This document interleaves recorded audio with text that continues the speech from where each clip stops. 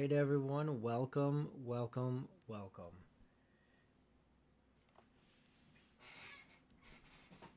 We are now audio live with Build a Board on Disorderly Dice.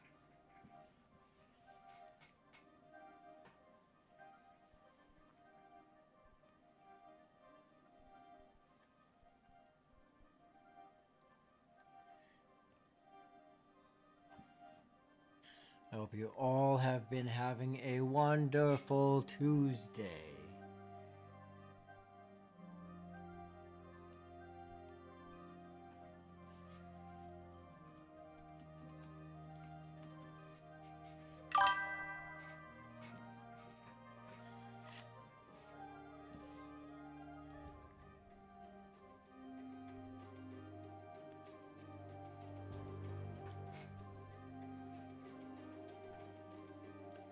Give it a few minutes before we start. Today is the wrap up of the Build a Board for the one shot happening this Sunday, so we have to be done. As done as a craftsman can be done, right? There's always going to be something. Hey, Tom, welcome to the show.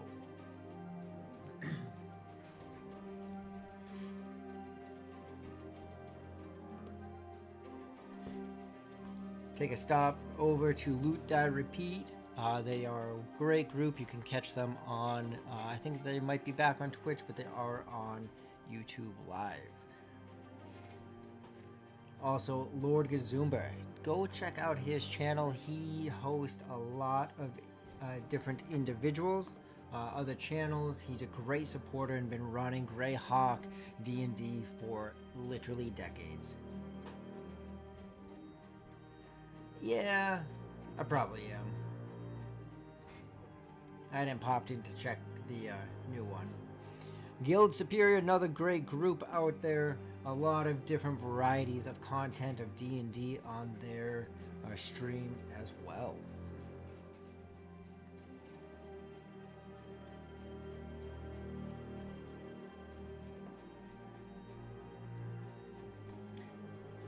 Oh, I don't think that's the problem, Tom. I mean, yes, but that's not why you don't see it. Thanks for pointing that out, though. That's why you don't see it. There you go.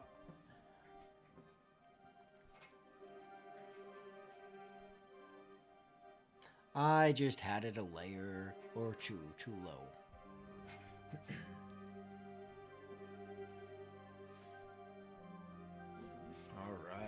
All right. Let's get to it.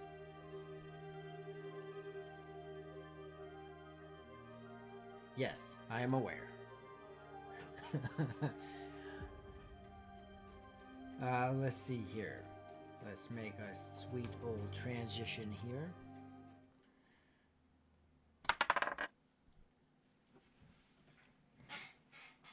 All right.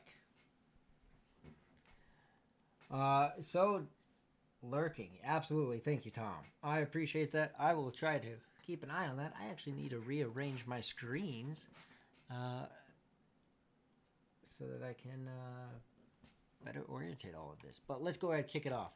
We will go ahead and hop right into it because there's plenty that we can do and always, always more. First, let's go ahead and do a quick recap. Remember last time, I'm just going to go ahead and apply this now, get a little bit of sound in here.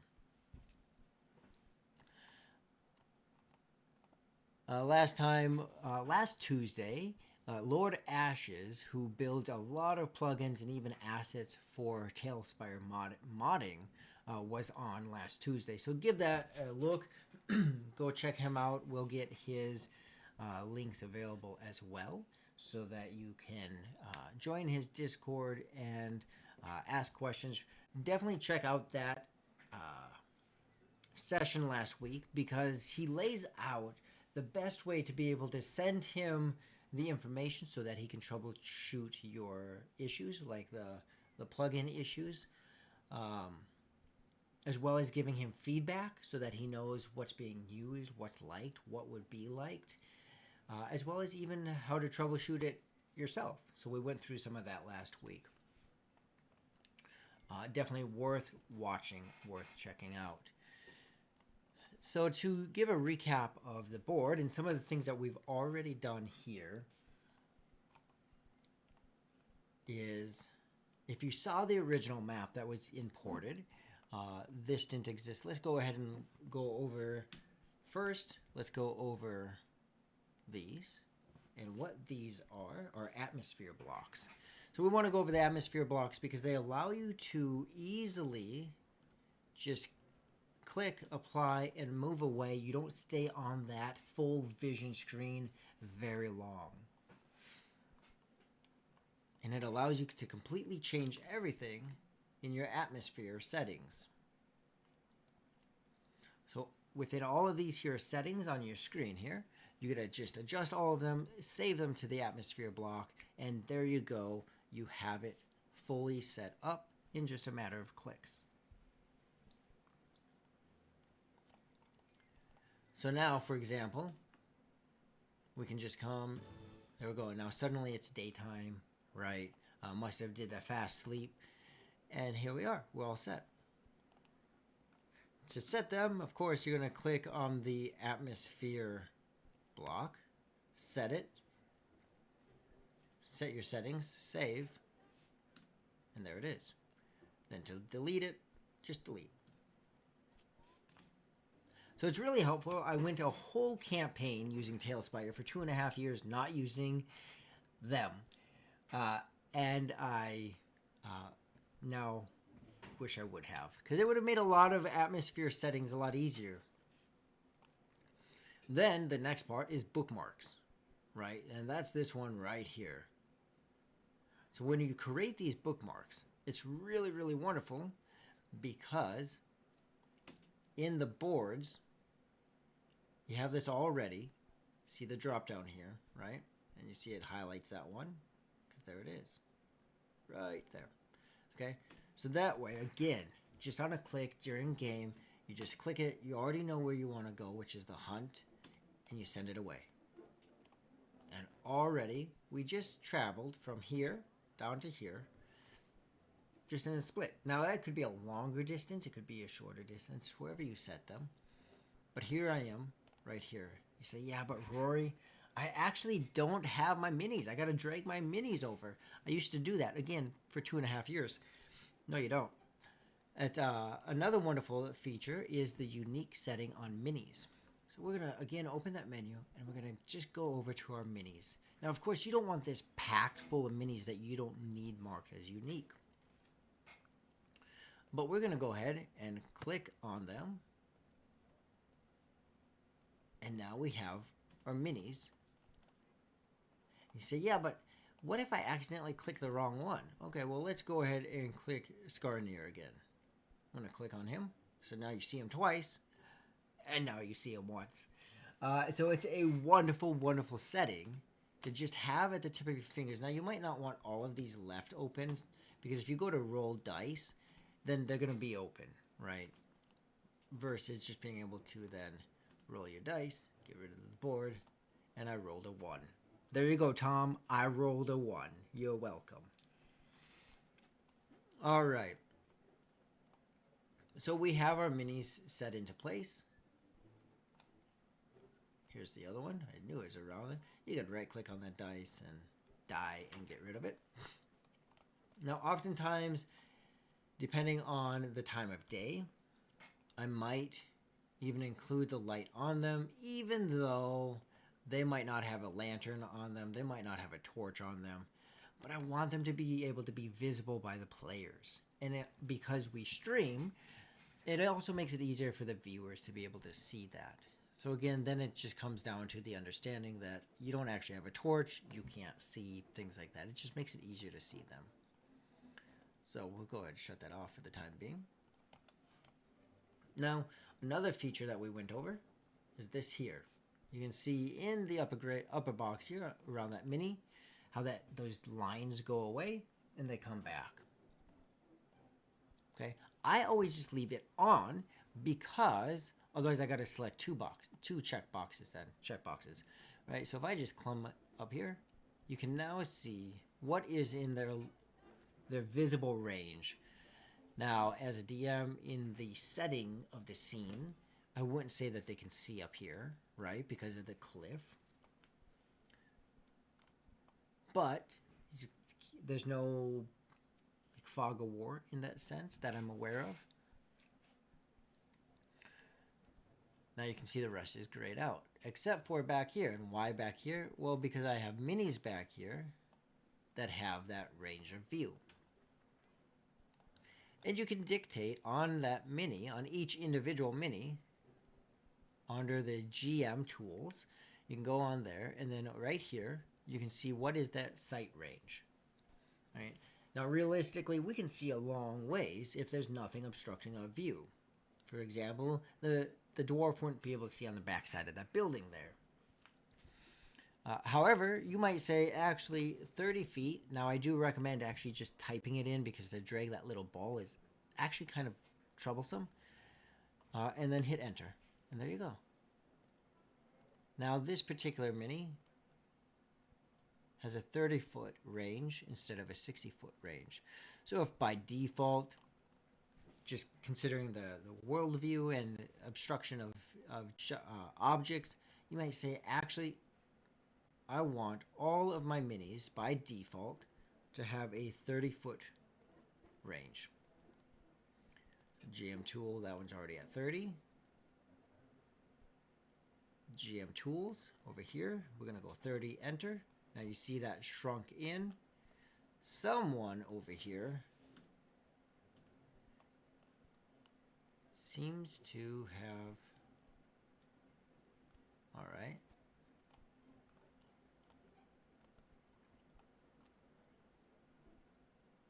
I don't know which mini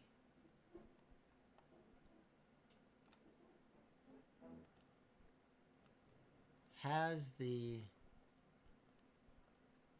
vision setting. If I go to my uniques, check out my uniques,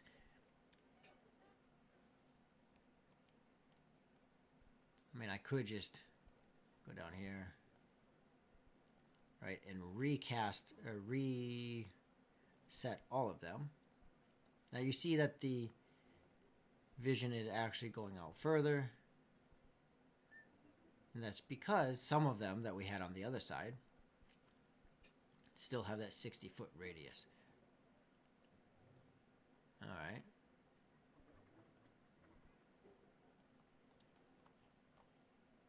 There we go. Now they're all back here. So someone was out there. I don't know which one that was.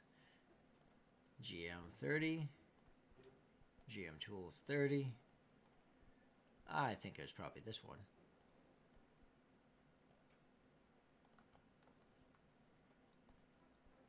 GM Tools 59. That's now 30.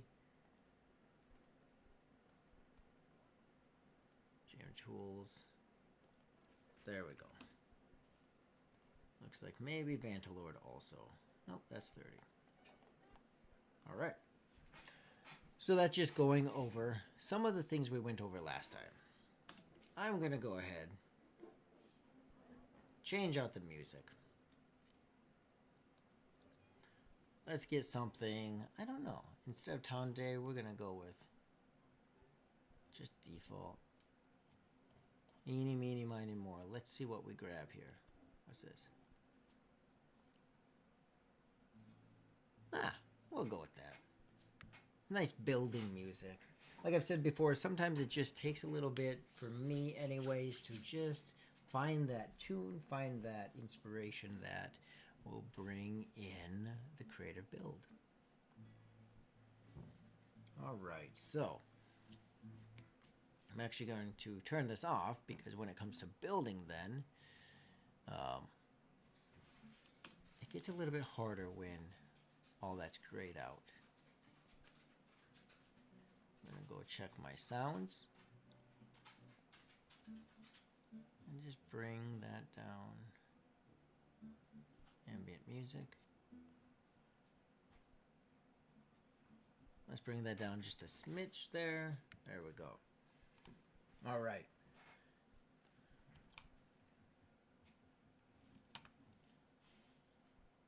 Let's see here.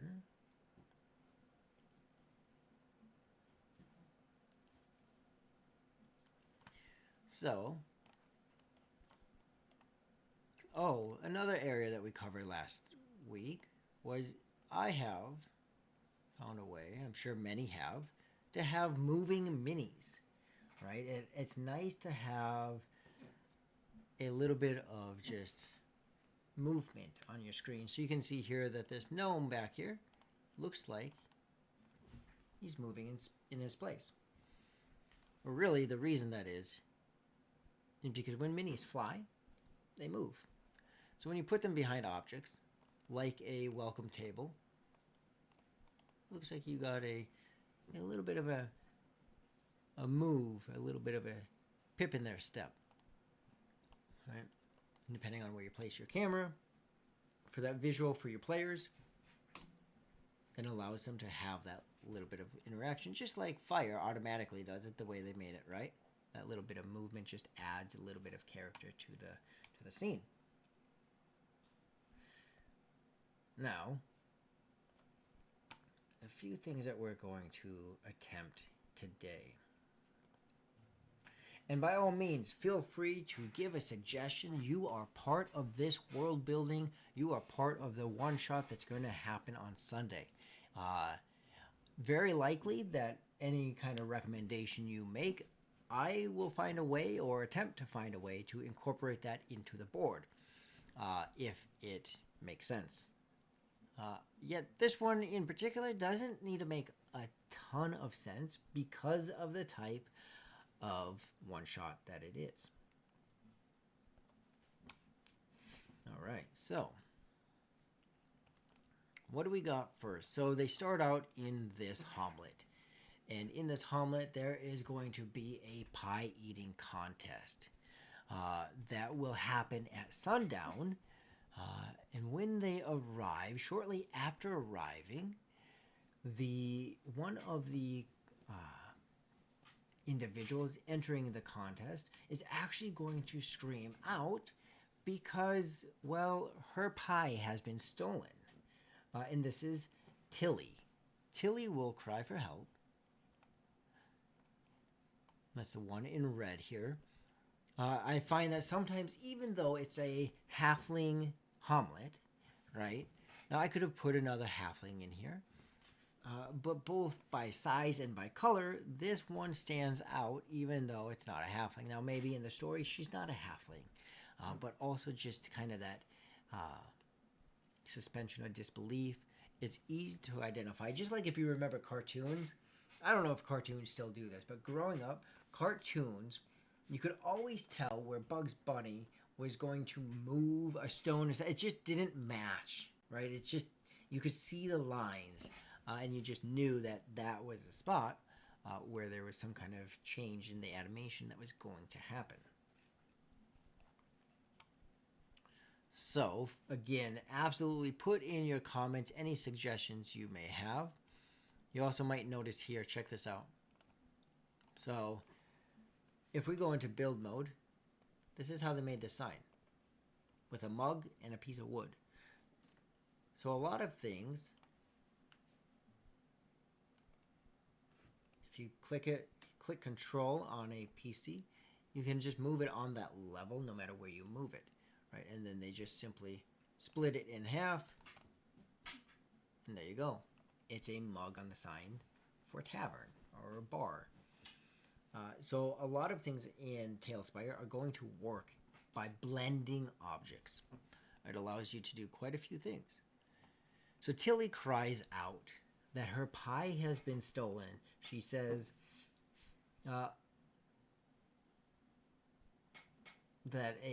so Tilly in my one shot is a halfling.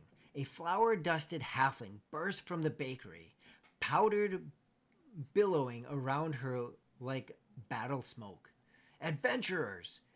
They've taken it! The goblins! They've stolen my pie!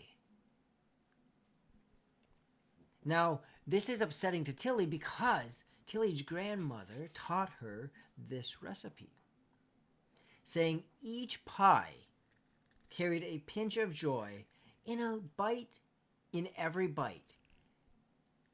Right? And then she makes this offer. Anyone willing to help, please, I want my pie back because I want to enter it into the contest.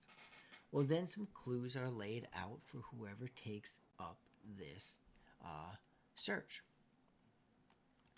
And in there's some skill checks to eventually bring them. And let's work our system, right? We're going to open up, go to the boards, go to the hunt, because they've accepted it. They said yes, they've looked for the clues, and they are going to start the adventure. Now, something unique about my one-shot is that they're allowed 2 in-game hours, right? So there's some front end, there's some back end because it's a 3-hour session, but the hunt itself, the actual part of the adventure, is allowed 2 hours. Now, depending on how they do in different skill checks or different challenges throughout the one-shot, they lose time because it's impacting, right? If they're not able to search find the clues fast enough, if they are delayed in some of the challenges, then it slows them and it has a real impact on their time limit.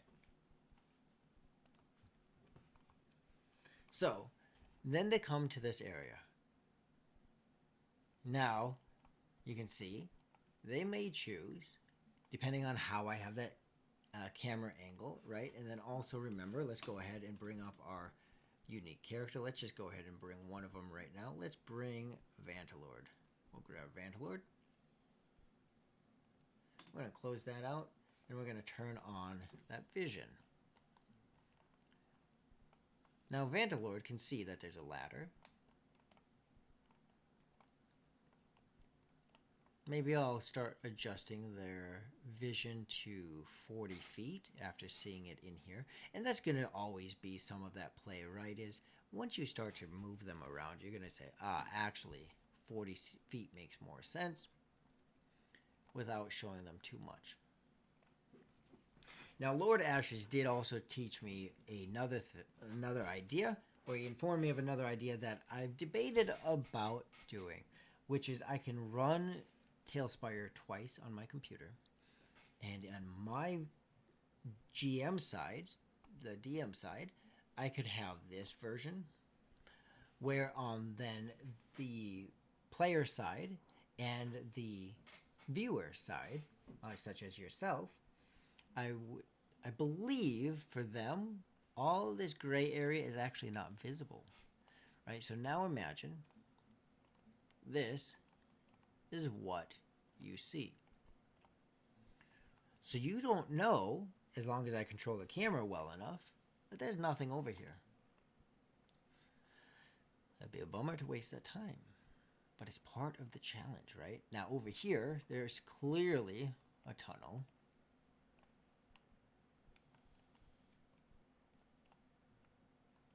Right?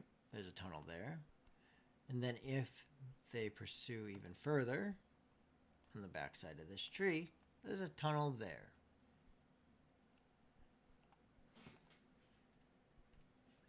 Well, if they move forward just a little bit, and back here, there'll be some clues, like they hear the chuckling of some goblins, like hee hee hee hee hee hee. And they'll come here, and here we go. We have a couple goblins. Well, then they'll encounter these goblins, and this is the first delay of a few. And oftentimes the goblins will be chanting, pie, pie, pie, pie, right? Because this is the goblin pie caper, right? They've stolen the pie. So in here, as we walk through now, something to see is you see some objects disappearing back there, right? Let me go ahead and open up the view again. They disappear. Now that's at the level of this. You can see that green layer in there. So we're going to lower that just below the grass line. There we go. I'm going to lock that. There are some few things that override that lock, but we'll go ahead and put that on. Now, If I pull back far enough, all the grass is there. However, if I move in, you can see it only goes to that level, right? So I can restrict that view. We get Vantalord over here. Vantalord's going to go all the way through. Now this is where I was saying, okay, well, even though he might not have a torch on, I'm going to go ahead and give him that light so that he can see his mini, and the viewers can see their mini as well. Another option, because in here, so there's the entrance, so I guess I don't have one. So I could even, right, as soon as we step in here, let's just have a atmosphere block in here. And let's set that atmosphere. Now, it is a little bit tricky, admittingly, to set atmosphere because you get this overlay here that you got to play around with it a little bit. But you can help that suspension of disbelief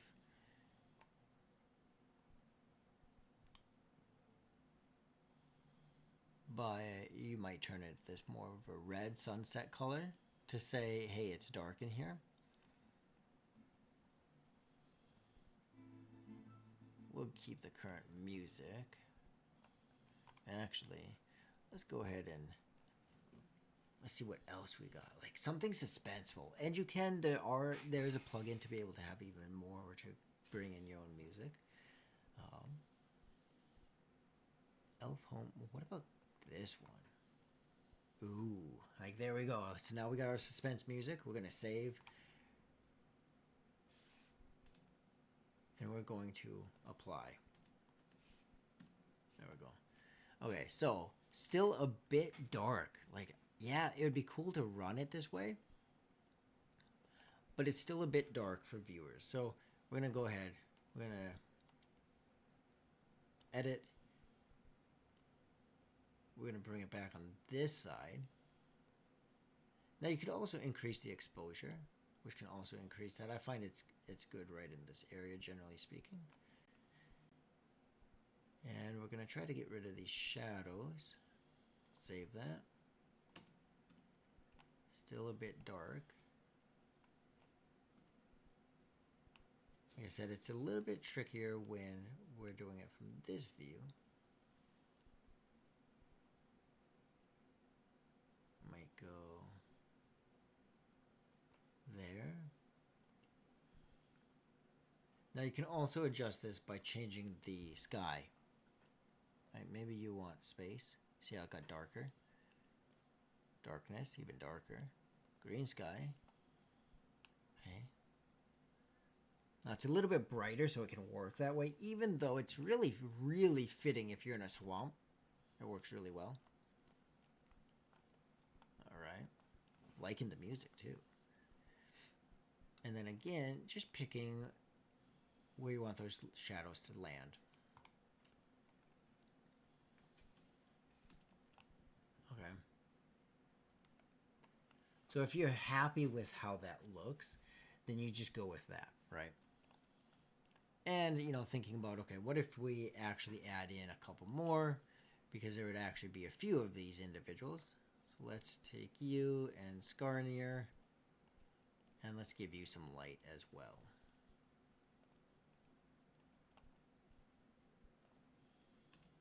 There we go. So that will change that dynamic now, right? Because now they can clearly see what's in that area. They can walk down. And again, if we add that limited view then,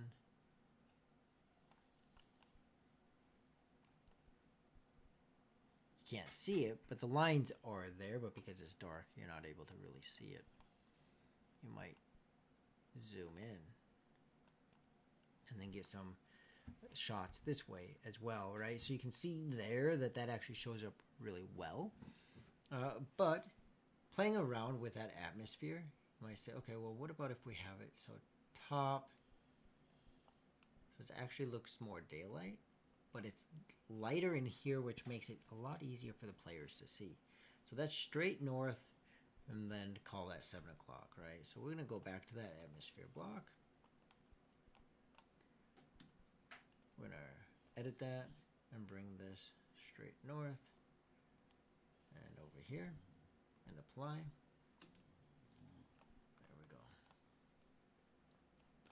Now, there are 3 areas. Now, it depends on how the one shot is ran,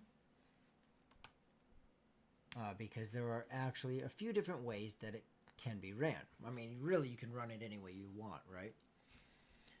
However, something to keep in consideration, the way that I built this, and I did this purposely because I want you to see how I'm going to resolve this issue.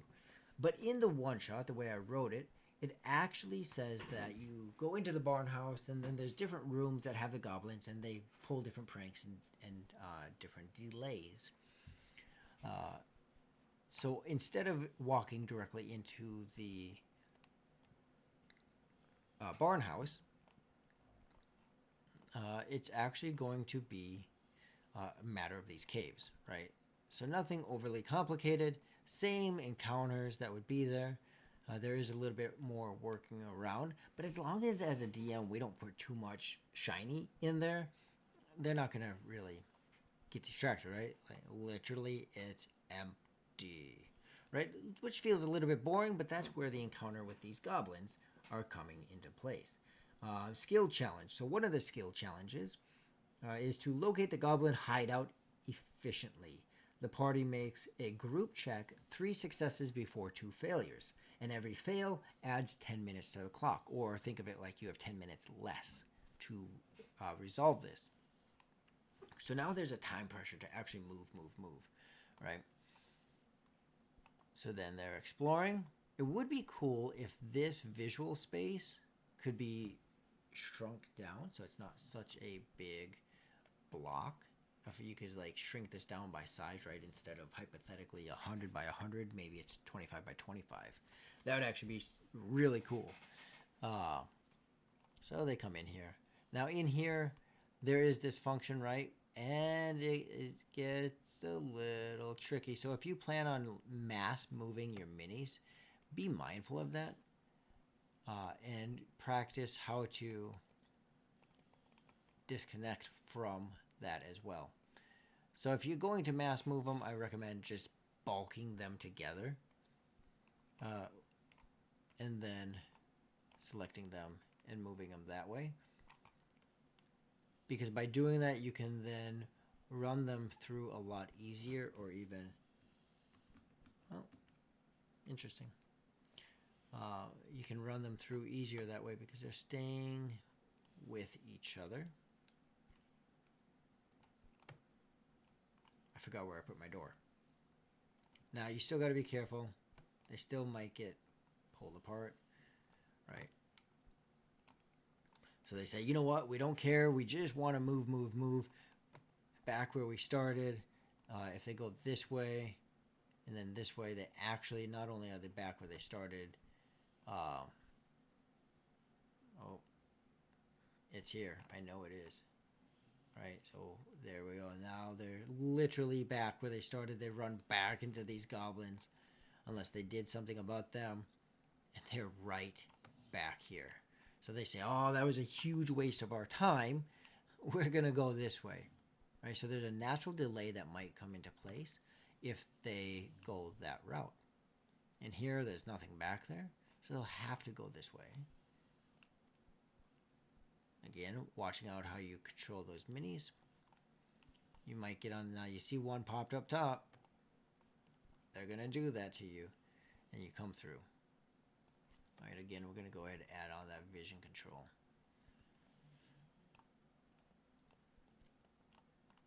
And you can bring them through, and they end up in this area. So depending on how you run your camera, you can see what they're seeing. Now again, once you're in here, maybe you bring this back up because you see, now I can't see the sky, right? And so there's a lot of ways that once you become a little bit more accustomed to Tailspire, you're actually able to make some modifications in the way that you manage your camera, manage your view. Now there's plenty of times when that becomes an issue again, right? And you got to drop this back down and work it again.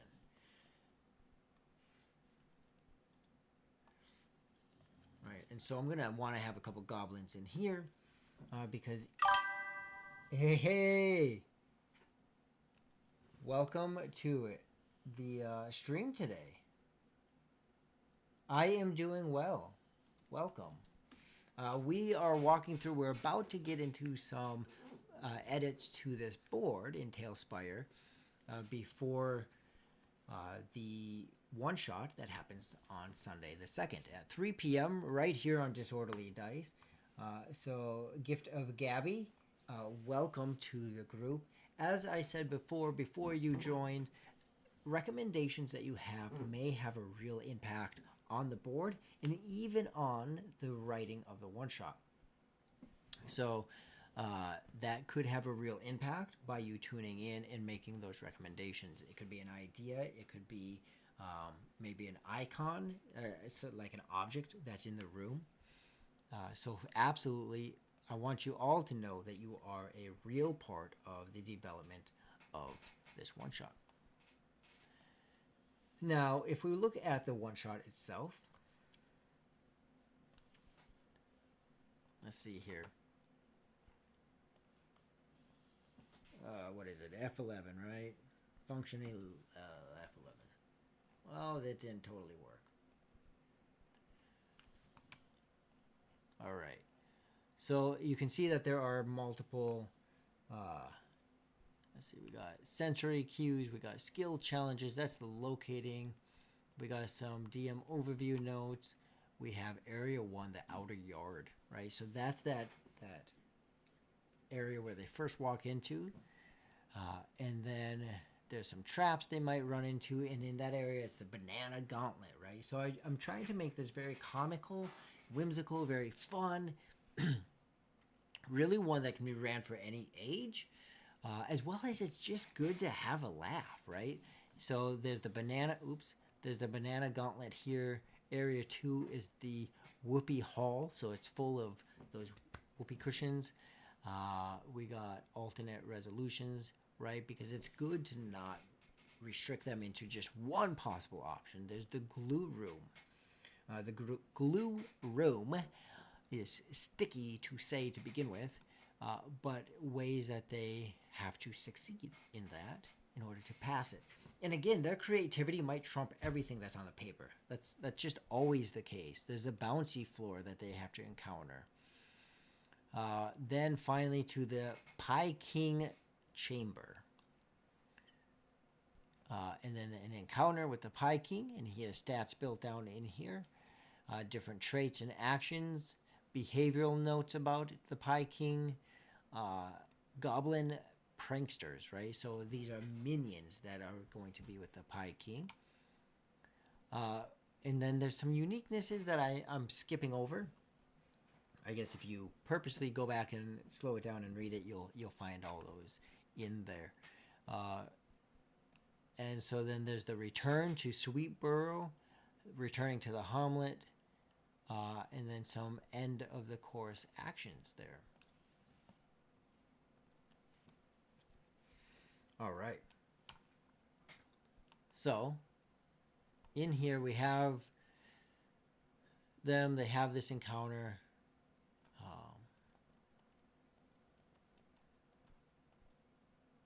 They could go up these stairs. Actually, it's part of how they get to that area. Now, you saw him disappear, right? Well, it's not that he disappeared. I didn't just lose my mini. There he is. He simply went into that cut level where he's no longer visible. All right. So, that's important to know because I actually want him. Let's see, we could even cut that one out.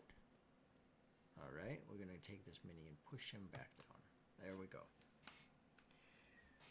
So what are you up to, Gift of Gabby? And anyone else? Go ahead. I know, Vantalord, I know you're lurking.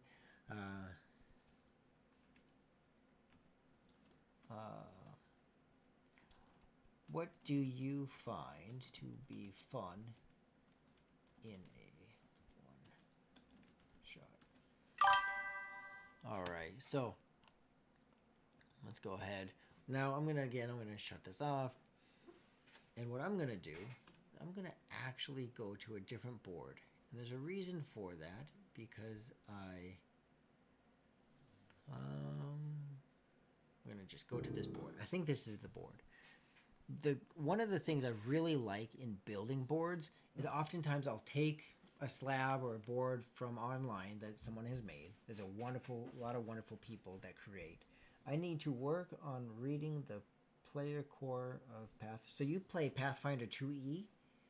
That your like the go-to edition that you like?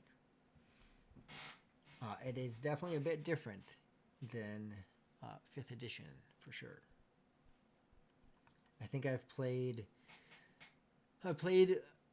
a version of that for a large campaign where it actually had 1E D&D, 2E, 5E. No, I'm 5E DM and player mostly. Yeah, so there's a little bit of a difference there in the editions. What has you going to Pathfinder? Is just looking to expand your creativity, or what has you reading Pathfinder? That's very interesting.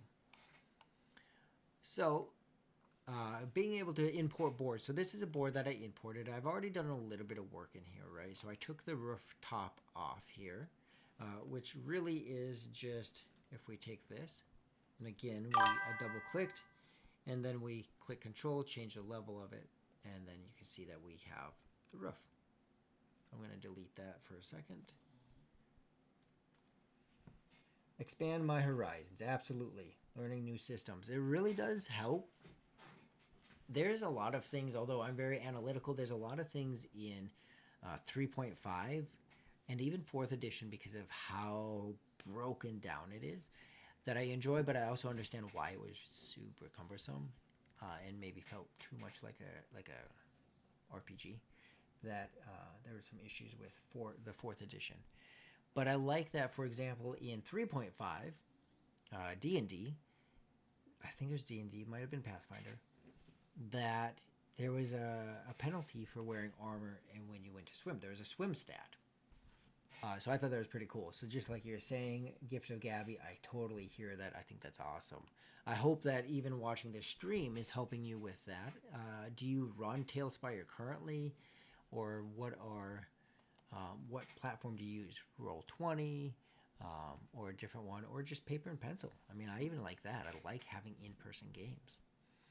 All right, so we're going to bring this up. So you can see it's fully here, right? Now, if we want to see what's in the inside of this, again, we can take away that top, and we can see inside it. Now, you can see I could use this, room 1, room 2, and then over to the Goblin King.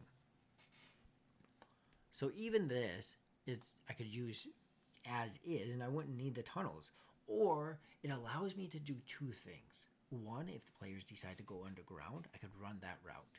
If the players decide to go up top, climb the cliff, I could go that route also. They say, oh, we're going to be sneaky, and instead we're going to go up over the cliff instead of through the cave. Like, all right. So then I just implement the same things into these areas with hidden minis, and the players know they're none the wiser.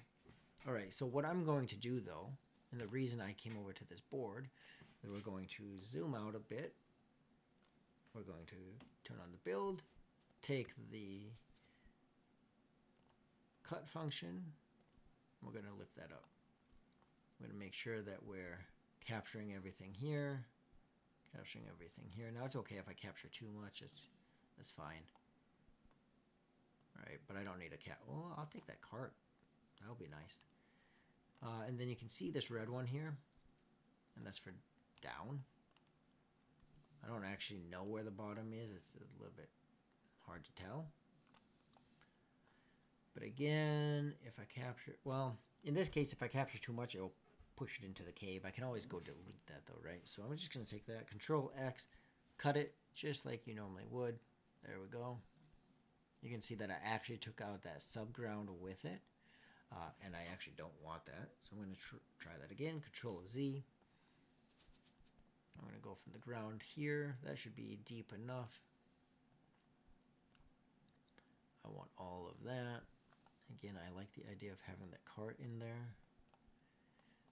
And around to this side, and just don't need all of it, so we'll just take it to there. And I'm gonna copy that. Now you see if I copy it, it doesn't actually remove it, right? Just like cut and copy. And I can right click and it's gone, right? But it's still in my clipboard, which is great because now I'm going to go ahead, go back to my board, and I'll be able to just paste it in here. So you can import a board. Right now, I think I don't have an atmosphere block up here. So I'm going to go ahead and create an atmosphere block. This one will be a bit brighter because it's not in the caves. I'm going to change the shadow slightly. We're going to pick a music that is just, maybe I can find a goofy one, maybe not, in which then I have other music on my stream deck that I could use, right? What is this? Right, so then you find that kind of music that is just really fitting to the scene. If you have that. If you don't, there's nothing wrong with that either. So I'm not a big fan of what I'm hearing. Oh. Yeah, it's still kind of that sound. So let me go ahead and go into my stream deck. Let's go over to miscellaneous.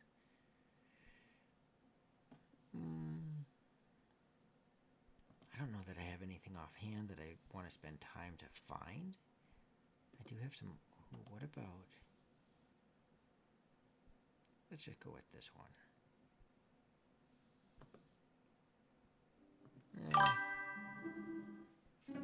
You're using Roll20? Nice. That's awesome. Now, Roll20, when I was using it anyways, did have a really good fog of war, where the token would actually have a line of sight that was hindered because of it. So I thought that was really cool. But even just the maps, I like making the maps on Roll20. So that is awesome that you use that. And it sounds like you're playing with your family. You said with one person game with my family. So that's great. I used to play a lot of games that way with my son, even just Theater of the Mind. I want to know if this is just loud in my ears or if this is loud to you. If this is loud to any of you out there, please let me know. And I will modify the sound. This one. Yeah, it must be loud to you guys. That was turned way up. Sorry about that. No, I meant a single of my games is in person. Oh. One in-person game with your family. Got it. Well, that's cool. I miss in-person games. I haven't played an in-person game for quite a while, just based on where our group of friends is located. I do miss them. There's something about that. I run from my mom, dad, sister, and sister's wife. Oh, a good little group there and a bit of a blend. Your mom and dad also play. So that's pretty cool. Definitely kudos to that. So we're going to go ahead and save this. And take it out of build mode. Now we see it's a little bit dark. Don't like that darkness. So dark. There we go. Now the change I just did there won't change the block, right? So this atmosphere block that I made, I need to actually change this atmosphere block. There we go. All right. Now remember we copied that farmhouse from the other board. Came over here and now Control V, boom, here it is. We can click the ball on the mouse and then orientate it the way that we want it. Right, and so there's the opening there. Maybe we set this like this so it opens up into that back room. Maybe we open it up, we set it here. Now you can click Control, drop that layer, just bring it up so it's sitting on top of. Now here's that hole.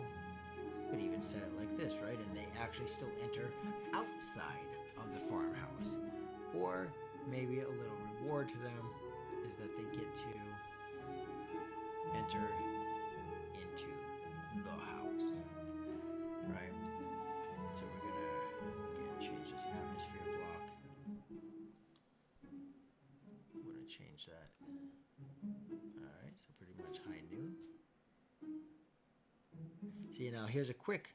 So I just noticed this actually, but here's a quick. You create your settings and boom, you can just take it from there. So I didn't know that. That's actually really cool that you can do that. Because then you're seeing your settings in real time or in the actual view. And you're not having to go back and forth. So there you can just create that on the spot. All right. Well, now we got our farmhouse. They might say, you know what? They actually might climb up here and then see there's the farmhouse. Well, with that in mind, what if they then walked down here? Now down here, there's, in order to utilize this, they'll have to come from here. I'm gonna keep it on the same level. And here we go. We're just gonna combine all these together.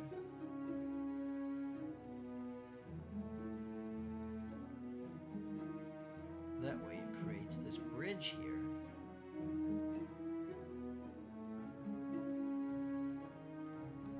But they can't get to it anywhere over here.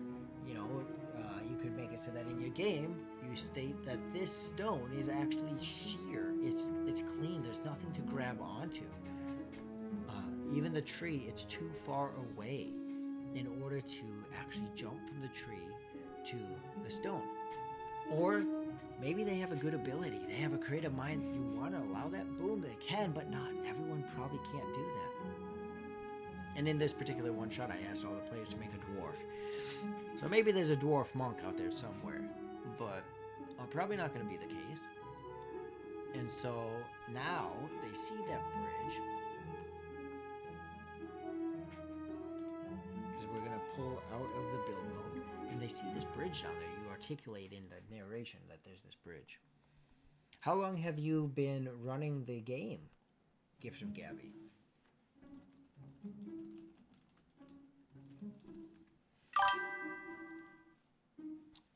Right, and so they see this, so they climb this, right? Even if we add this back on,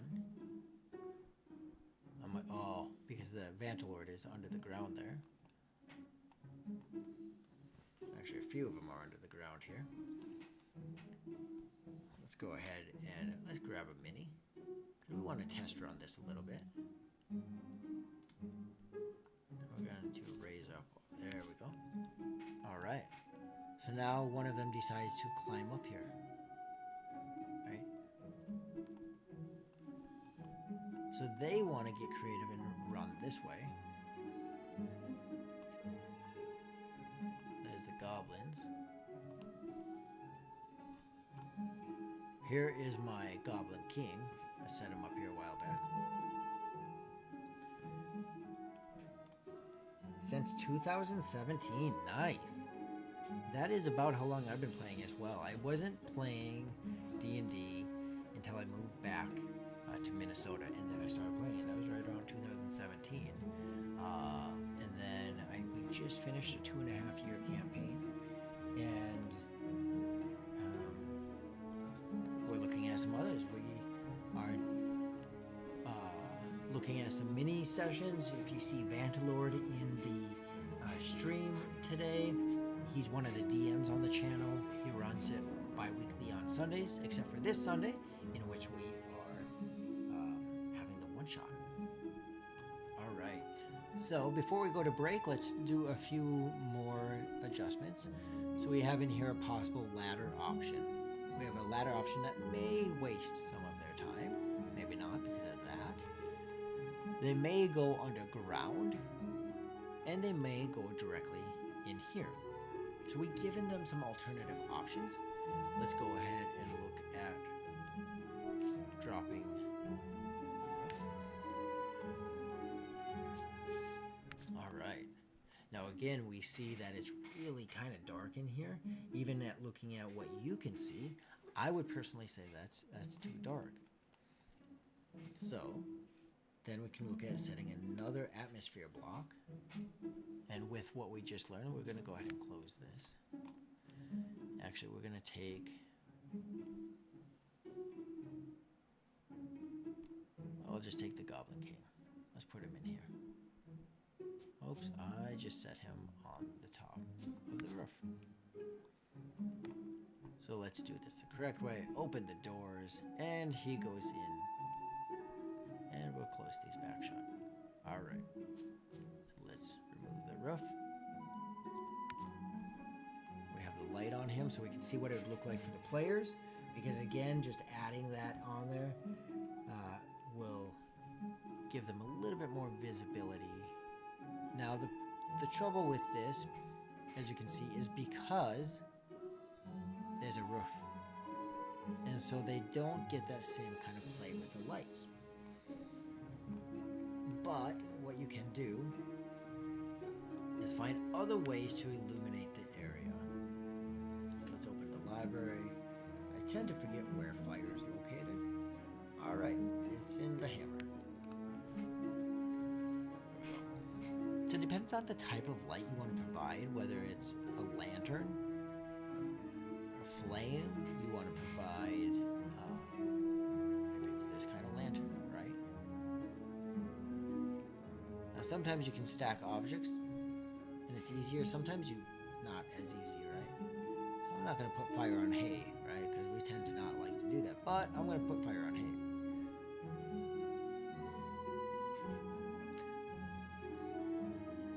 See, now I have all this space in here, but if I go like this, you see how it illuminates this room a little bit? Well, now I gotta be careful because of down here, but if I do it right, it'll illuminate kind of both areas. So I'm gonna Control Z and take those away, and now we can see it's a bit darker, right? But it's not the same as a flame up top. So we just find those creative ways to do that. Now I'm going to take this, okay, Control, and this is going to drop all the candles in the same spot. Well, now that I put so many candles together, that flame keeps amplifying. Well, now it's a little bit easier to see in that room. Now maybe that's too much, right? And I slowly back that down. That's not backing down so easy. Right, and so I can do that in each of these areas. Here we have a fire. Right, so I can just go ahead, hit the build button. Oh, that's a whole fire. Let's drop that just a little bit. There we go. Now we have some more natural light. More lighting in this room. Maybe we want to add a couple of these candles in here, or a lantern. Again, we're just going to Control. That way they all stack together. We can illuminate that room a bit. Now I do want to dim this down a little bit. It is a bit bright for my liking.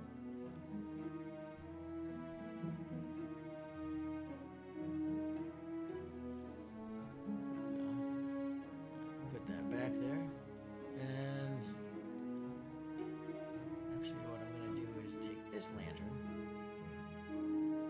Control, and a few of them together. Now we have some lighting in the room that helps with the players. And Gift of Gabby, if you haven't already, I would love it if you would follow us. We have this here. Build a board. This is just our first one that we're building. As far as like with the stream and then that Sunday campaign, and we might also have some other campaigns coming out. So if you haven't, would love the follow. And there's a lot of ways that you can be in contact with us. Let's see, where is it at? There you go. I don't think that went through. Interesting. All right. So, what else? see here. Oh, that's why. There we go. There you go. Lots of ways there that you can follow us. And we are about to take our break.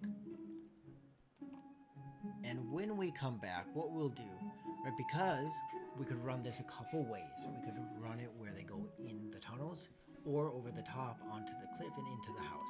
So we need to make sure that we're ready to have some goblins in room 1, room 2, probably expand it because I think there's 3 or 4 rooms before the Goblin King's room, his chamber. So we'll bring some edits to these areas and then basically mimic those edits in these areas. And because we need to know where this spot is right here, we'll want to keep an eye. Oh, there it is. So actually, this spot right here is that secret entrance. So our whole barn is just slightly off. So checking that beforehand is definitely a good thing to do. Now, maybe it's comical in the sense that they don't appear inside the building, or maybe it's right here, right? And we take this stone, control, right? So they see the stone from the outside. When they're standing outside, here it is. Okay, but it's a broken down barn house, and so it's not perfect. So let's go ahead and just break that. There we go. And then we could even grab and go. See, I think the flooring is actually in the top one. There's a few things there, right? But let's go ahead and go up to this. I think it's in here. Floor, let's remove the fire. And so you see there's some options in here to choose from. Now, maybe we choose this. I want it at this level.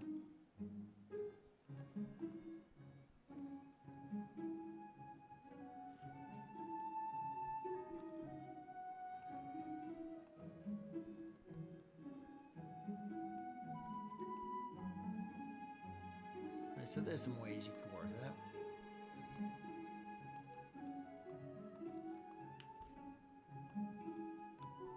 And let's go ahead and then instead of trying to see around what we can't see around, I tend to do that every now and then. We could then just take this stone. Let's get rid of these that I put in there. I'm going to temporarily move these.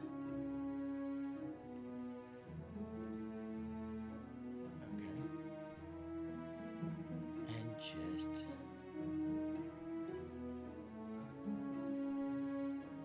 build it out. Oops, so this is a little bit, there we go.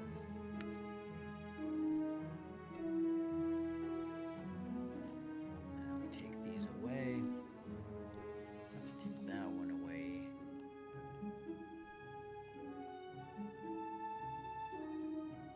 Or another thought is that we need to take this and lower it, and take this and lower it.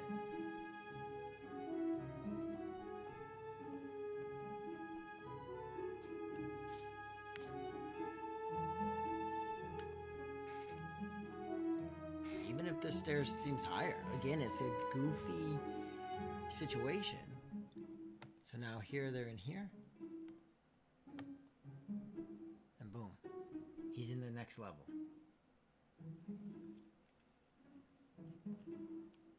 Thank you for the follow, Gift of Gabby. Very much appreciate it. Thank you for that follow. All right. Then we move up. And there you go. You see Vantlord right there. But we got to fix... Because clearly this stuff's not going to be like this, right? But now, you see, or maybe it should be. Again, I have a hard time just wrapping my brain around the fact this is a goofy setup, right? So they're down here. So what? They see that this whole floor is just missing. The lantern is not. The lights aren't showing. There we go. We got these floating candles now. And so from the outside, it looks like this. There's a door over here.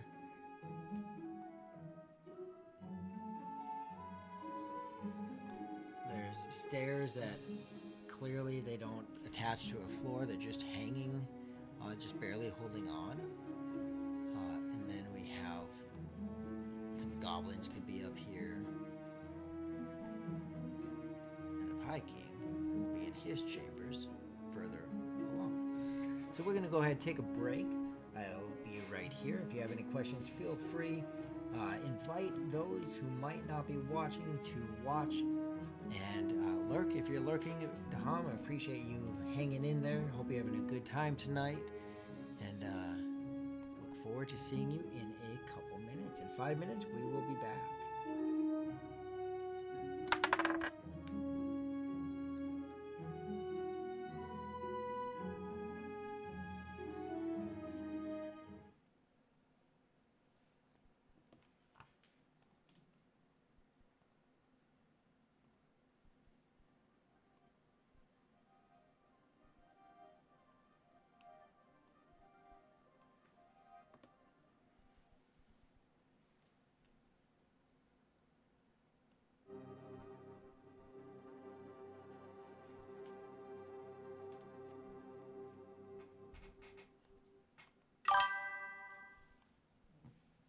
DMing since so you started. Wow, now you've definitely been DMing longer than me.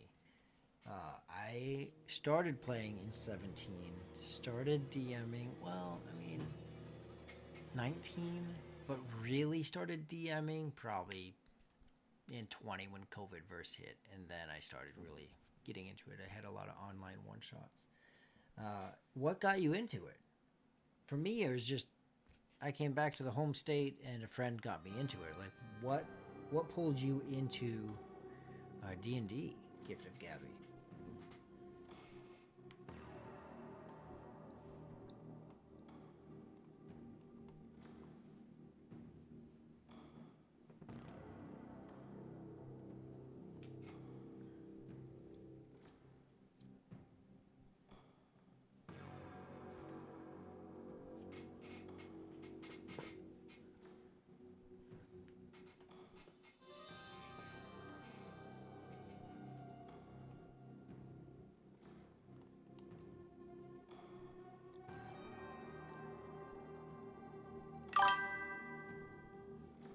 I've known and always wanted to play D&D. I saw it on an ad for D&D Beyond, and it was History Hooked, ever since. Oh, okay, nice. Well, I'm glad you're enjoying it. I think it's. I mean, it's as good or bad as you make any game. I've highly enjoyed the creativity side of it. I've highly enjoyed just different aspects from different platforms. Roll20, Tailspire, the people that I've encountered, some wonderful, wonderful people out there. For a while there, I was hooked on Critical Role, watching that, just enjoying the show. I must say, D&D, watching people stream D&D surprises me how much I like it, but it's because I like the story. So that's what's kept me in it. Yeah, what has been your favorite? I mean, do you prefer one shots? Anyone that's listening right now, do you prefer one shots or campaigns more? If you were to say, this is what I'm going to do forever.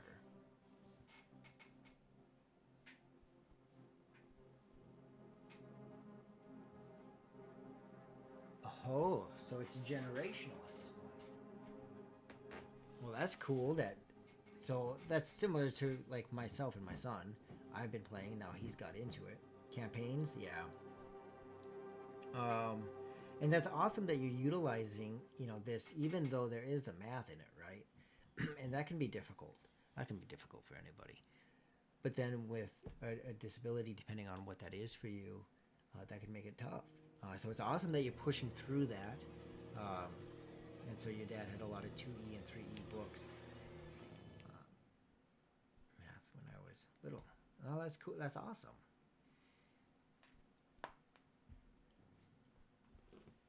For me, one of the reasons I started hosting D&D in person was because I'm not a very good hostess. I don't mean that like I'm a bad person. I just mean I'm not naturally gifted as being a host and entertaining people. I like one shots. It's fun. To be chaotic. Yes, Emily, you very much do. I have dyslexia, so math can, yes. Basically, as well as this. Yes. I know a handful of people in the same boat as you, Gift of Gabby. You are not alone, and I know plenty of people who don't have dyslexia and they still fumble over math. So it's super awesome that even though you have that, you're still enjoying this. I mean, we're 8 years later and you're still playing. So that is awesome. And Emily, yes, and that I am partially saddened that on Sunday you will not be in that. I can only imagine what you would have done on Sunday with this particular one shot. Of all one shots, Emily, this one, this is yours.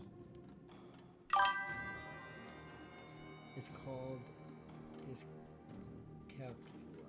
Numbers move around in my head. Oh, so it's very much like dyslexia, except instead of for letters, it's numbers. That would make math really hard.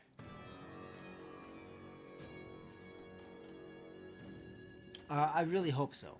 The current tone of music is definitely boss music, which actually I'm going to have to change too because it's even the boss is just funny,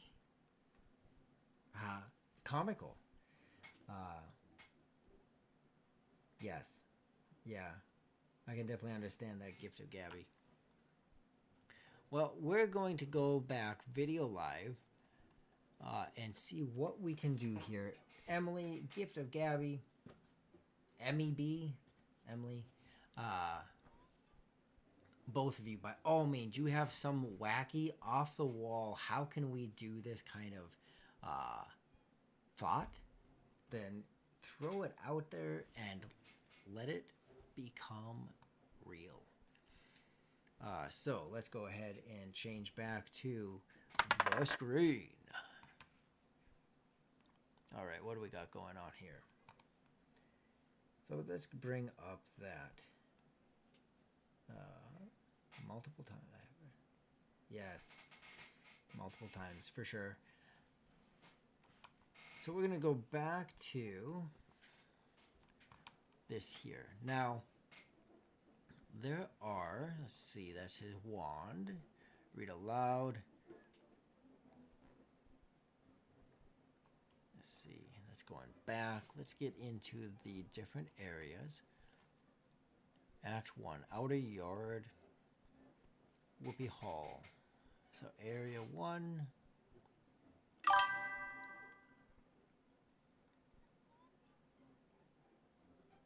In a black wild. All right.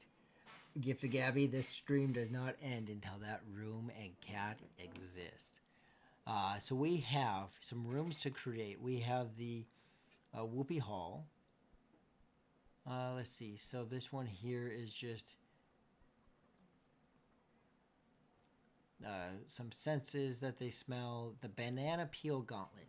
So when they first walk in, they're going to run into banana peels, right? You step on the banana peel, you fall down, you fall prone. So there's a perception check, crossing the yard carefully. So this is outside the yard. So if they go under the underground, perhaps all these bananas are on the stairs or around those stairs and they slip and they fall off the stairs and it wastes more of their time. Again, failures cost them time. But then done in a comical slapstick kind of ways. Yes, bad luck room. Absolutely. Maybe there should be a couple cats in there. So then we have the Whoopee Hall. Once the farmhouse ki- once the farmhouse kitchen, now a minefield of whoopee cushions. A long hallway stretches before you. Curtains swing over scattered furniture. The air is tense until you take a step. And then, like a fart sound, right? My sister has been in 4 hours. Oh, that. Yes, that would be a bit scary and definitely something to um, put a little bit of weight on the mind. So I hope that this is helping with that kind of get your mind off that a little bit, just for the time being. But our prayers and thoughts out to your sister. So then we have, so you see a critical fail, and then the glue room. So we have the whoopee outside yard, outer yard, the outer yard with bananas. Then we have the whoopee hall, and then we have the glue room. Maybe that would be a good bad luck room. Then we have the bouncy floor, right? So slip, fart, glue, bounce, and then finally the chamber. So we have 4 rooms before the chamber. So let's go ahead and remove the view here. Removed too much of the view. There we go. So again, if they come via the ladder here, you can see, excuse me, that they can just see right in here. And there's the cave. All right, let's see if we can do that. Some players in my last campaign would definitely not be thrilled about mirrors in a room. They definitely, if you check out Fall of Red Dawn, they've definitely encountered mirrors with me before. So we do have some ladders here. So we said bananas here, whoopee cushions here. Then it was glue and bouncy. Bananas, whoopee, glue, and bouncy. So we're going to actually expand this room by 1 more room.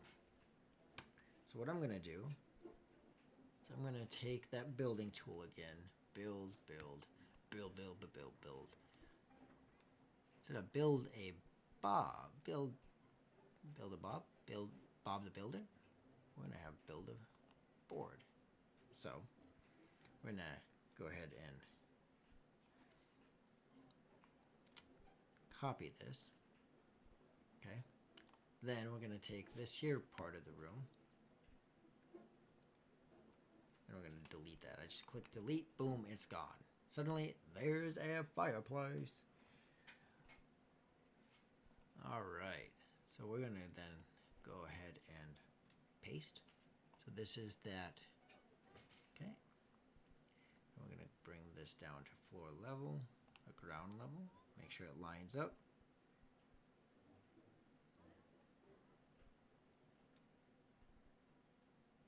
And so I'm just going to line it up right here. Because there's always going to be things that aren't perfect. So those things always get fixed later. The goal is just to get it close, right? So if we know, I could have also done this to begin with. Sweet. So there's a couple holes there. You could add flying monkeys. Yes. To the banana room. The fart room could have a way for a knockout or daze. What do you mean by that one, MEB? The fart room could have a way for a knockout or daze. You mean like as an effect? And then the flying banana. So we need a black ladder, cat room, and there's kobolds, flying kobolds. Status conditions. That okay. So we're gonna add these in here. Click, control, boom. Right, just that easy. Click, left click, control. It snaps. Done. There we go.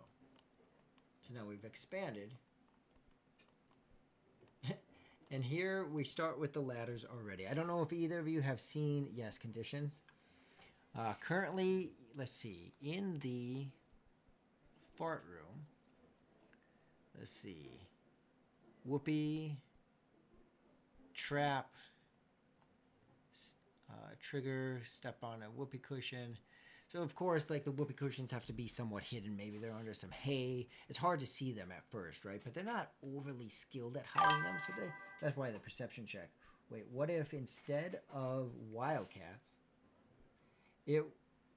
what if it was a displacer beast? Oh, I see what you're saying. And it's a room with mirrors. Yeah, but then, so this is level 1. So the displacer beast would just be mad crazy hard for these guys. But the cats, you know, if we stick with that, I like where you're going with that.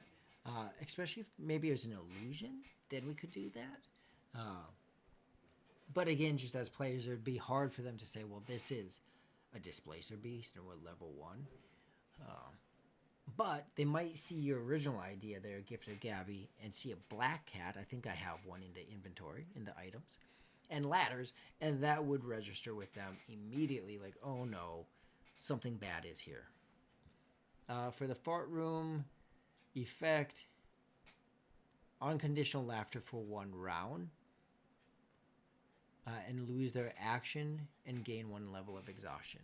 So save that idea for later. Yes, absolutely. We'll absolutely do that. One-shots to me are great because I get to play with creatures or environments that maybe I wouldn't in a big campaign.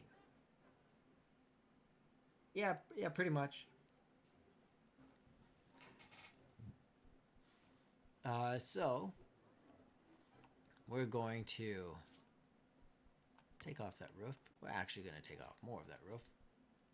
Might actually cut it down a little bit more. Okay. So we have the bananas out here. MEB2, you said monkeys.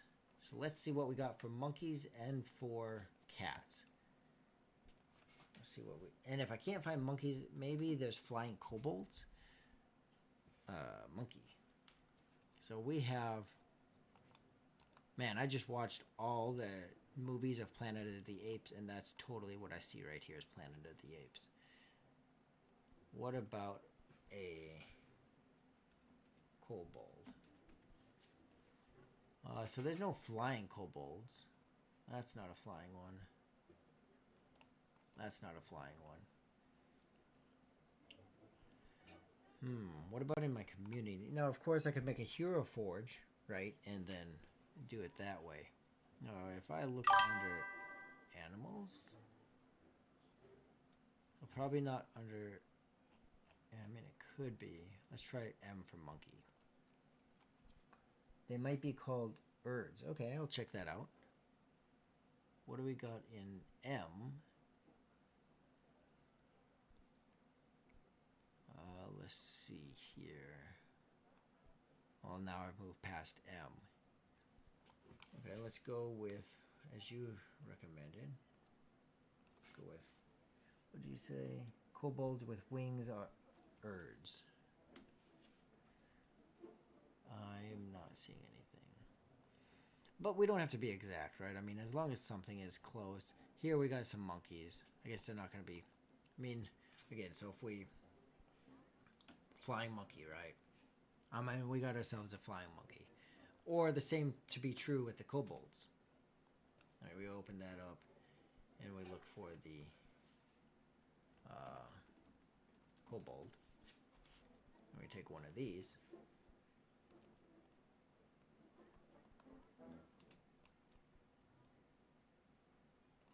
And make that flying. And now there's flying kobolds. So either way, or they don't necessarily have to be flying either, they could just be monkeys. So we'll take away the fly function, Control C, paste, paste. And the reason for so many is just that way, no matter where the adventurers pop up, they might think, oh no, there's all these monkeys in this area. However, then I describe them, right? I automatically think of the monkey from Wild Kratts or Zubumafu.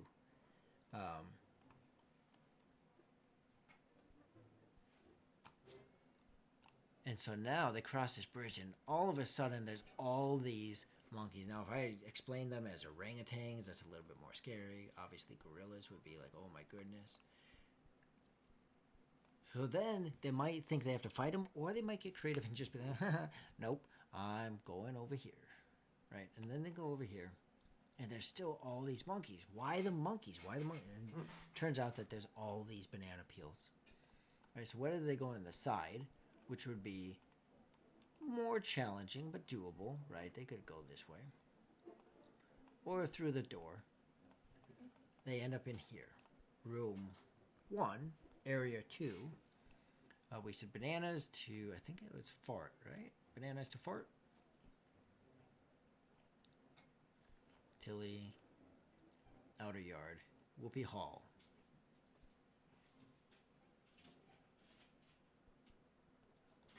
Okay, so that's this area. Now their movement is restricted. So here, even though in the description it says hallway, this is essentially become the hallway.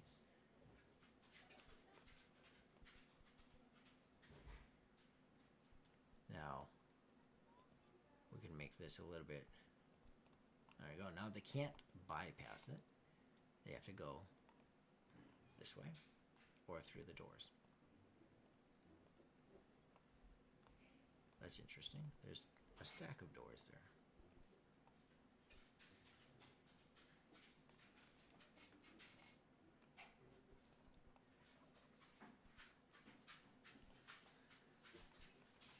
And so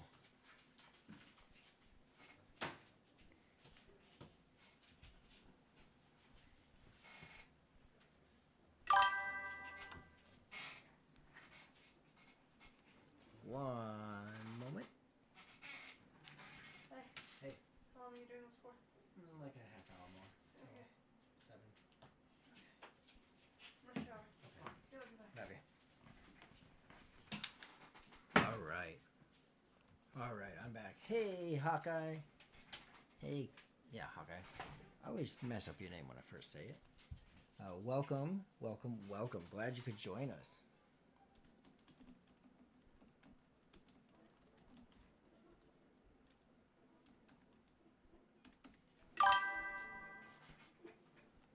All right, so MEB has said that we should have monkeys.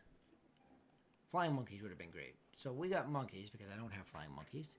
In the outer yard with the banana slip area. In the whoopee cushion area, we have this hallway. And I think, Gift of Gabby, that this room right here, man, I'm really struggling with the light. Let's see, let's add in, oh, interesting. I like the fact that the ground actually is here because, again, it's a run-down barn house. But because of the lighting in this situation, I'm going to have one there. I'm going to move, double stack there, double stack there. Okay, they're goblins, not savages. Haha. All right. Triple stack there. So now we just have some more lighting in the room. And a fireplace in the middle with the fire going. Like, we're building our rundown area. Barn house. So the flooring naturally says they have to walk in this area. So there's their whoopee cushion area. As they then walk forward in this area, right? There we go. From bananas to whoopee to glue, I believe, right? I think it was glue that was next. Hawkeye, if you were to recommend any kind of change, there's a very good chance that it'll be incorporated.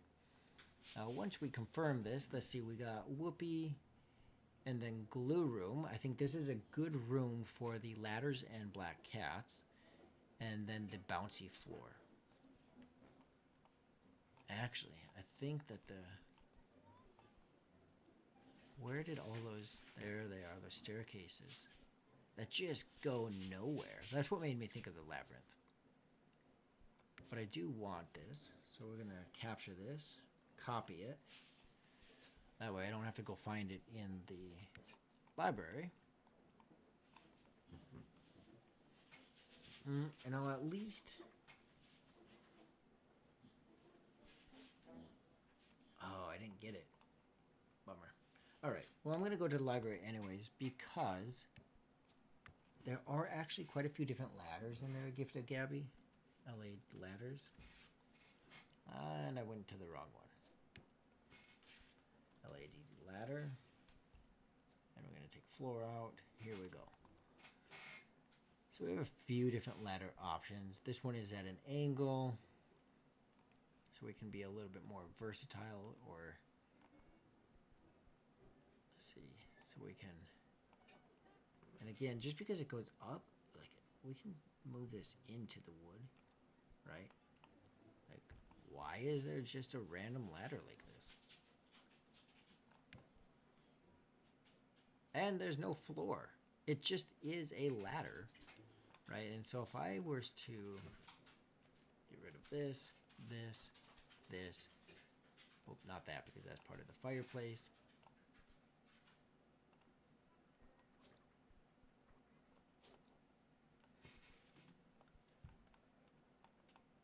But I need to open up the floor plan. There we go. So that people can actually now see into it. That means the hay needs to go away.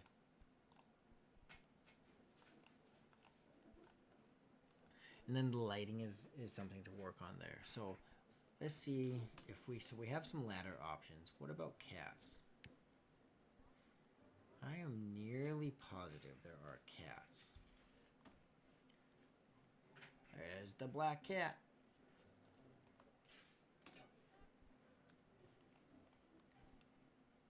And this one you could choose to not, but right there, you see how that just illuminated the room? And they don't even need to know that the cat has the light on it. It's just a natural way of lighting up the room. And with the cat over by the lantern, it just looks like it's the lantern that's lighting up the room. So you can always find these creative ways. Let's go ahead and copy this cat. Bring one over here.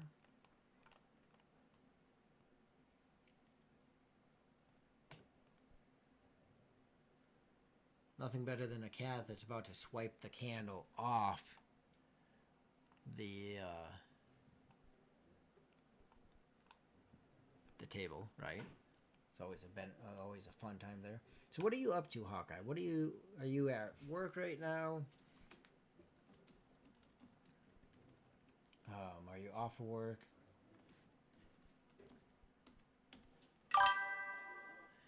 Let's see. Now we need some goblins in here. Now our goblins that I picked for the game are these ones back here.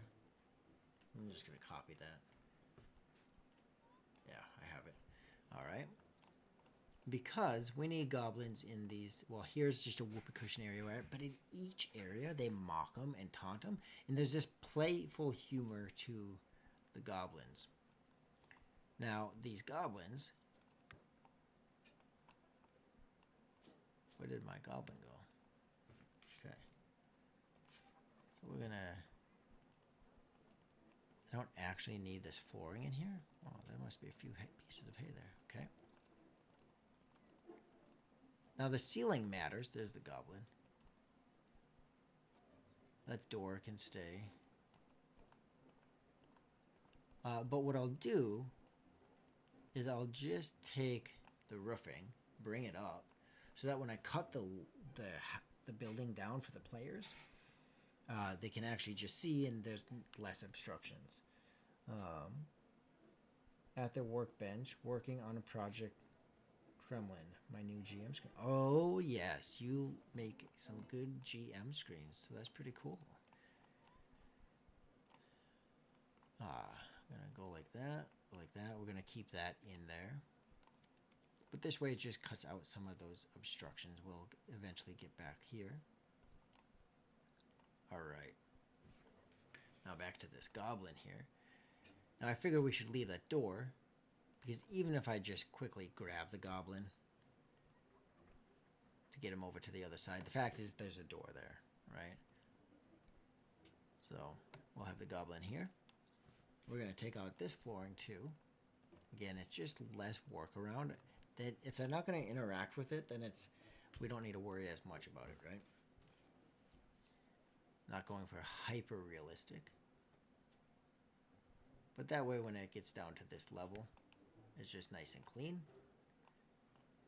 Maybe I need to bring it up just a little bit. I lost my goblin. There we go. So I'll tinker with that offline. So we're going to have a couple goblins in here. And actually at the end, remember how there was those 5 to 6 or 4 to 6 minions for the king? Well, maybe they have this way of walking and they keep moving to the next room, and they're the same ones causing these pranks over and over, unless the adventurers find a way to just stop them, right? And so they go into this room. This room has the cats, 2 cats. We're gonna have a few more ladders in here, and we can change the direction of them. We can even force, like, let's see, to some extent. Let's see. Let's drop this a little bit more. And see what would be that natural path of walking. For sure, if we take this. So, well, where will they go? They will go through this door.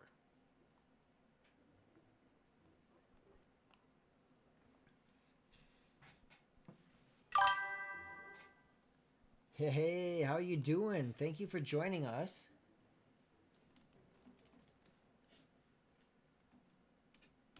Awesome to see you stop in. We have a little bit left here tonight, and then we will give a nice raid over to one of our fellow creators. But remember, Sunday is the streaming of this one-shot. So all this work going into this build-a-board for the Goblin Pie Caper will air. Just painting some minis. Well, thank you for joining while you paint your minis. They are so great. Always look forward to any time you post any of your pictures in the Discord. Just great work that you do. So on Sunday at 3 p.m. here on Disorderly Dice, we will be playing this here one-shot, the Goblin Pie Caper. And they'll start out in this halfling hamlet, work their way into this final area, having bananas and whoopee cushions and a sticky floor with monkeys and cats and ladders, and then into whoopee glue bouncing floor. So this will be a bouncing floor, so we'll find some ways to work that in. And ultimately, in the description, there's ruins, really crudely created ruins that are causing the floor to be bouncy, and they can be broken, and then the bounce stops. So the bouncy floor in here, and then finally the final chamber of the Goblin King. Conveniently on the edge. So they'll walk through, and you can see. Now, there's also another function that I haven't shown, and that's down here, this N toggle cut box. You can also just hotkey press N, right? And you're seeing that now if you lift this up. So this is another way to manage that you're only seeing as you go, but you got to be mindful of where you're, because you can see like the goblin stays, but the objects go away.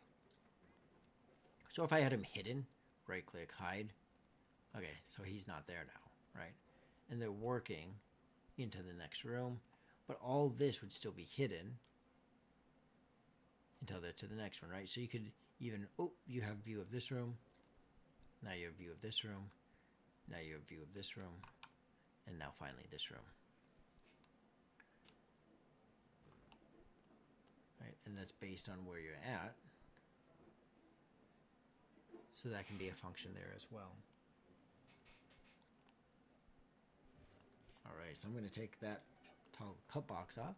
It is a little bit easier for me to work from this view. All right, back to the ladders. So we're going to drop some ladders in here. They don't even have to... Hey, Phantom! Thank you for joining. Long time, my friend.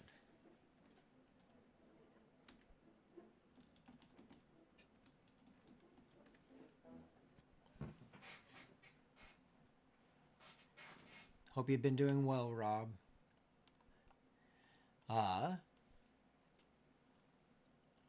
So we're going to add some more ladders. And, you know, like we talked about, Gift of Gabby, we can always just shove these ladders down. Now, it might even be funny from the layer below if they go through the cavern to suddenly see this ladder sticking out of the stone. Because that would seem really odd, but that's the whole point of this one-shot. It's just to be absolutely goofy. And, like, why is there this? Maybe they think it's a step stool, right? There we go. We have a step stool. Doesn't have to be a ladder, right? So it's a step stool. Bam. Random step stool in the middle of the way because no one decided to put it away. We have these logs down here. I actually kind of like that fireplace being like that instead of so high. Like I have told the others, if you guys recommend anything, Keith or Rob, if you recommend something as far as what would be goofy, funny, hilarious, something to play along, it's a very slapstick kind of one-shot. Good chance that I'll probably include it. So, by all means, give your goofy recommendations, and it will probably become part of the one-shot. And anything that becomes part of a Disorderly Dice one-shot or campaign becomes part of the actual world. So this Hamlet that we're in here, Sweetboro, is actually... What's a Jacko? That sounds so familiar. What's a Jacko? Is actually part of the world of Artaloon. And so all this stuff actually happens. A Jack-o'-lantern mimic. Oh.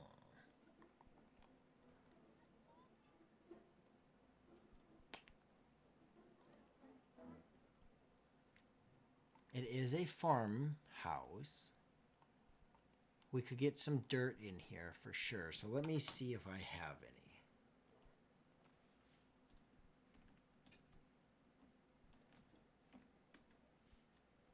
Well, there's a scarecrow. Well, that's because I was under minis. There we go. There we go. I got a couple here. So there's a few things here. It is a pie eating contest. That's why this is all going on to begin with. So there's a pie. Here's pumpkins. Oops. A pumpkin ended up in a weird spot. And then here's a jack-o'-lantern. So we have all the things that ultimately, right, we get it to the pie. So there's a theme there. And then we have some jack-o'-lanterns, or some pumpkins and a jack-o'-lantern. So definitely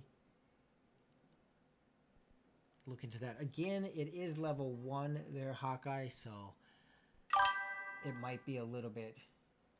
Just need an... Right? Here, let's see. Let's take this. Bring it up. We will copy that. Paste.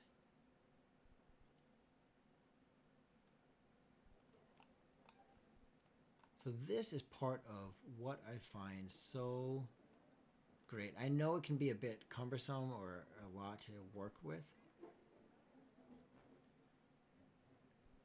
But you can actually, and then, you know, if I had some vines perhaps that come from jack-o'-lantern to jack-o'-lantern, Rob, that would absolutely actually be makeable, other than the overgourd would be stuck in one spot. You should have an.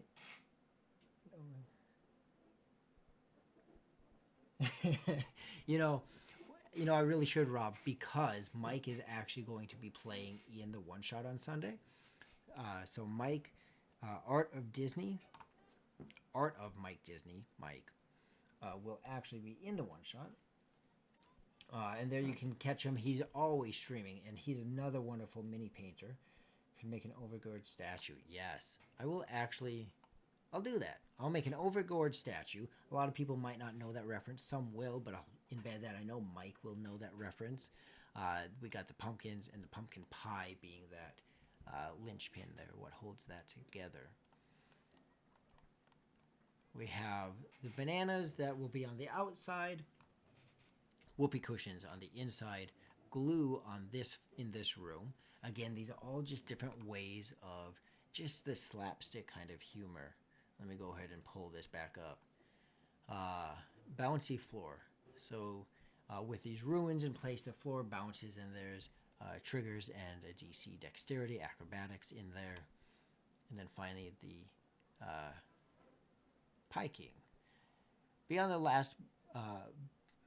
last bounce, a warm golden glow flickers. And so then we enter into that piking. Now, something to note here is he actually has this wand. And I love this. He has this wand that will turn all the weapons into objects, like rubber chickens, right? Things that are just nonsensical. So, I'll get the overgourd built up. We got the whoopee cushions. We got the monkeys, the bananas. We have the ladders. Let's get a couple more ladders in here for your gift of Gabby. Let's see. Actually, if they decide to come through this door, right, perhaps we should have a ladder immediately just visible, right? So if we go like this, and they're on the outside here. Come on.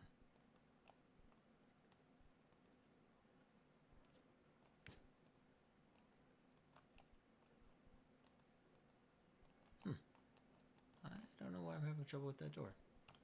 Well, looks like the door is locked, right? So if you run into technical issues with something like this, looks like it's locked. Can't get in it. All right. So we got a ladder, so if they do come through there, there's immediately that. And what a well-timed for that cat to just walk in front of it. So we got the overgourd statue. We got the cat in the ladders. I might throw some mirrors in there, but that might overplay the bad luck side of it. But the goblins in this area are throwing glue bombs down on the floor. And there's your kind of your bad luck, right? Getting stuck. Then we move to the bouncy floor. What other ideas do you guys have? I'd love to give some more stuff in here. And then I'll fix it up. Coming in here, so this is the final chamber, right? So we don't want all this crowdedness in here. This will come out. A lot of these objects will come out. That way there can be this scene. Now he'll have some kind of throne table. And there's all kinds of ways in here to, right? This is a chest, but now it's not, right? So now we're going to put it like this. And now suddenly it's an elevated space. Here's this here. So we're going to, let's see, what if we go like this? And like this, how does that look? That looks weird, but it works, right? And then maybe some of that hay. And the lighting here is okay, because right now there's no roof or floor, so I'll have to fix that. All right. There's the Goblin King. Let's toss him down here. There we go. And then when they get here, if they have couple goals. One is to deal with this Goblin King that stole this pie, and the other is to get the pie back, not ruined, right? He doesn't. They don't want to ruin the pie because they got to get it back to Lily for the contest, right? And they have this limited time that right now they might be burning the end of that time. When it comes to this battle, it should be about an hour and a half, about 2 hours into the whole session. 2.5 into the whole session. So then they got to get back out, whether they take a side door or go all the way back through. Now, if they go all the way back through, of course, they might run into some more problems. Now, the goblins may have fled. The Goblin King may have fled. And then they go, oh, well, let's go down here. And they run out. Or they just go back out this way. Perhaps they hop down here, run past these goblins. Like, hey, see ya, bye. And they just run past the goblins. And the goblins are just laughing, just cracking up. Right? And again, we can use that tab. Have this already out so that they can just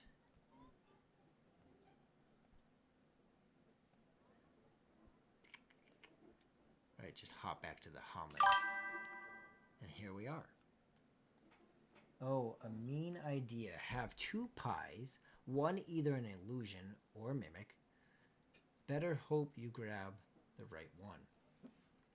I do like that, especially because the Goblin King uses these tricks, all about tricks. Again, the mimic becomes problematic because they're level 1. I might bump them up to level 2. But Hawkeye, what I could do is just make that an illusionary effect. But again, I'm not sure about the mimic side of that. I like it if it was like a higher level. And I would like to figure out a way to incorporate that. I just don't know about the mimic side of it. Yeah, that works. Like, if you can give me an idea of how to incorporate the mimic, then it might be doable. But to your point, and I didn't think about this, right? If they're gonna have a pie, I need to have a pie. Copy. Let's go back here. Paste.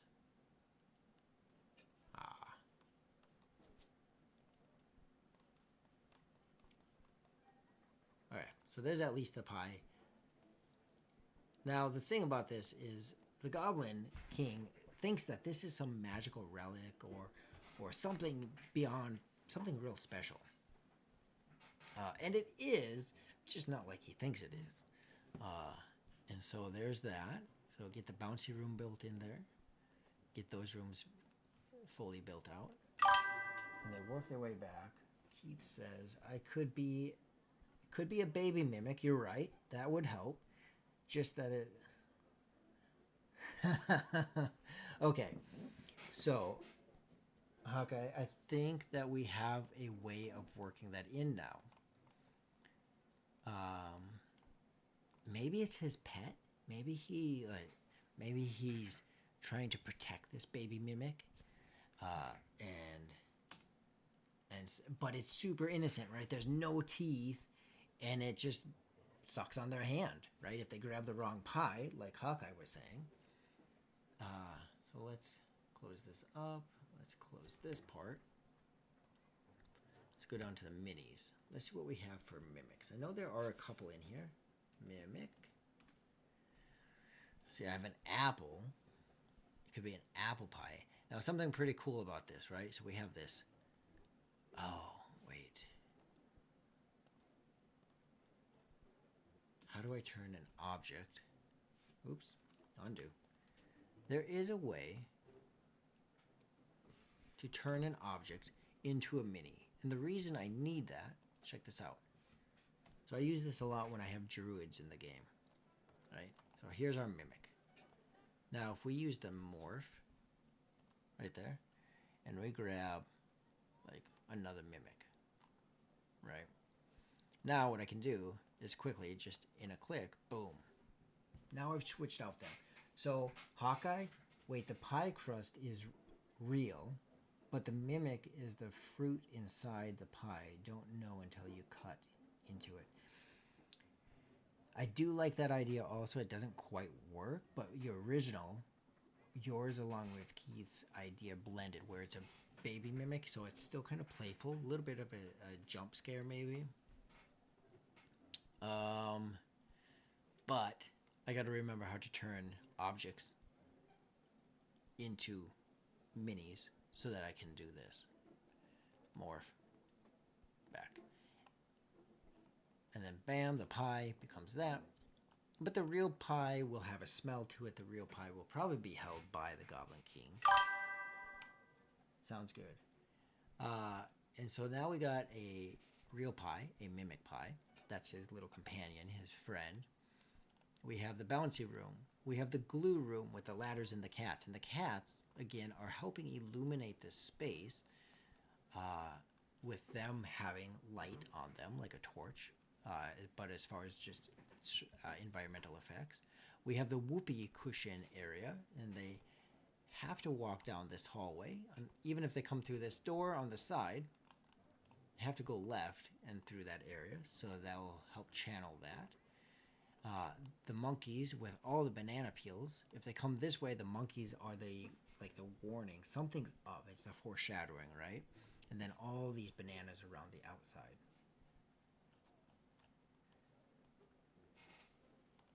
They could come this way over the ladder, but in order to get to the ladder, they have to climb up this way. Perhaps even some banana peels around here. They could go under the cave, or into the cave, not under the cave, but into the caves, right? And do exploration in here. Now, again, I don't have to worry that my mini is here, because when I go back to the beginning and click on the unique minis, this one right here is right there, it'll just come back to the beginning. So that will all be taken care of in that. Okay. And then they work their way back. They make it, hopefully, in time with a good pie. Oops, I must have this low. We quickly change our settings. And we enter into the contest. And there's some variations in the one shot about if it's partially ruined, fully ruined, or not ruined at all. And they enter into that contest.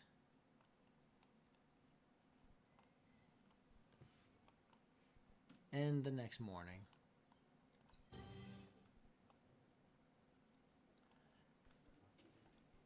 so if you want to see the fully built out board, then join us on Sunday at 3 p.m. Central, right here on Disorderly Dice, and we will have the board fully built, these ideas included, the farmhouse built out, as well as the rest of it, and we will be running that one shot on Sunday, the Goblin Pie Caper. So I'd love it if you could join us. Let your friends know. We will be here Sunday at 3 p.m. We are going to go ahead and raid into, let's see, who is on. Well, right now, please join me as we hop over to Art of Mike Disney. Again, he's one of the individuals that will be in this one shot. Join us as we raid him. As that preps, let me pull this up and see what was just said. I should be there. You should be there, like you'll be watching, Keith, or like you should be in the session, because we will likely have other one shots. I'd love to have you in it.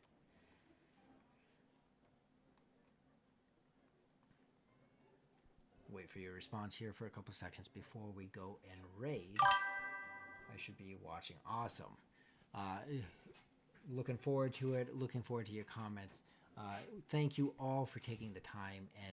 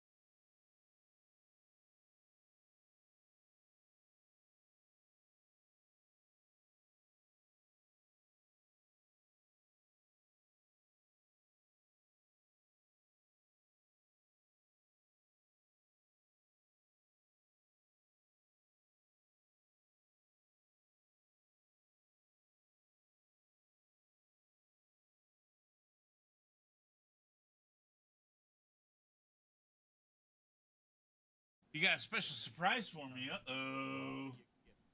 Another day older and deeper in debt. You haven't seen this one, Alley Cat. This is Shuri, Black Panther's sister. We did her one sitting yesterday.